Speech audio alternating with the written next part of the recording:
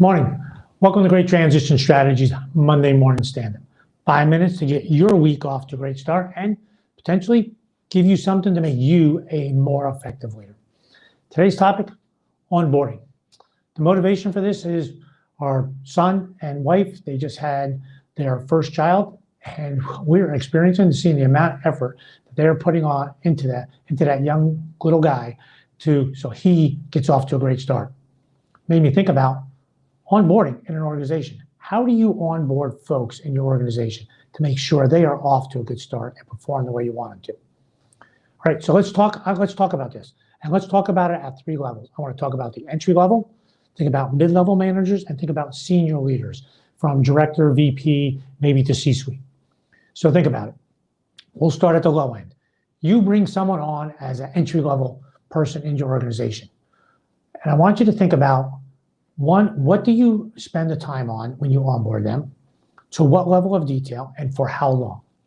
So someone new comes on board, you'll probably hire them to do a specific task a certain way. So you probably spend a lot of time to make sure that they're good technically, they can technically do what needs to be done, and tactically, they can do it in the environment they need to do it in. You spend a lot of time there. Bring them on board, maybe some training, you do all the HR stuff, but then some training, maybe class, maybe some education, then they have some time, maybe you gave them a mentor or a partner to help them through the process.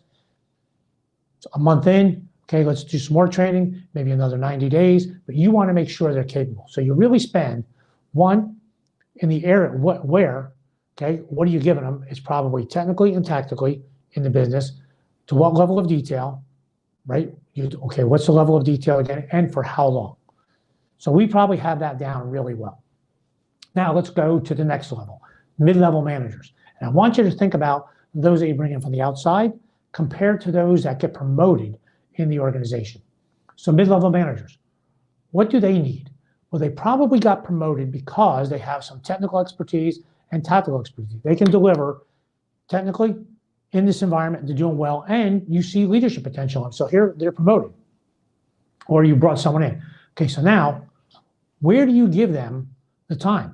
What do you train them in? And I think if you think about leadership, many times we think they have the leadership, but do we really spend a lot of time helping them with the leadership side of things, right? Onboarding them, these are the expectations of leadership. Technical, tactical, we'll say they have that. But now also think about, do they have all the business acumen they need? Do they truly understand that? And what about the culture of the organization driving it?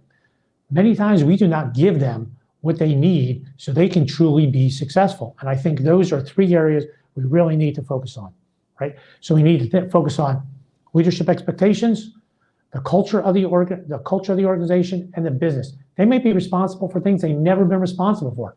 P&L, budget, make sure we give that to them and onboard them. And level of detail, and for what period of time. How long do you need, what kind of interval do you need to make sure you're helping them get where they need to? So how are you onboarding those folks? Last, senior executives, director, VP, all different levels of VP, and maybe even C-suite. Think about hiring those folks. It takes a lot to hire folks at that level. You spend maybe search committees, you have teams to interview them, you bring folks in for visits, you go out to dinners with those folks. Now you bring them on board. How much time do you spend actually onboarding them after HR? Email, badges, those kind of things. Then what? Well, think about, you've hired them for all of these things that I've talked about, the 5 things. 1, their leadership expertise, technical, tactical, we're assuming obviously that they have that, but then you're also, culture of the organization is extremely important, and business acumen. Are you spending time in each of those areas? There is data out there for folks that at this level that fail and end up leaving within 2 years. Over 60% of them did not have a coach.